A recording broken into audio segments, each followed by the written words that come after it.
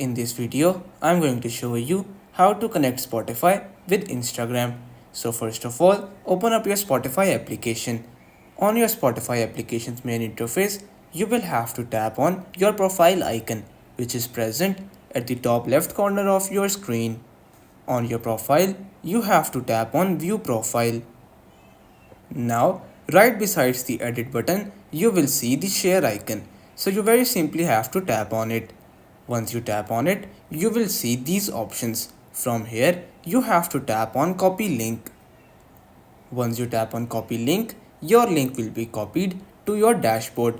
So you now have to open up your Instagram application and come to your profile section. On your profile section, you will have to tap on the edit profile option, which is present right below your bio. From here, you will see an option that says links. So you very simply have to tap on it, then tap on add external link. Now first of all, you will have to paste the link that you copied from Spotify, and in the title, you very simply have to write Spotify.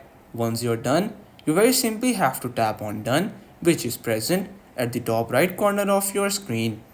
And by doing this, you will be able to easily connect your Spotify with your Instagram application.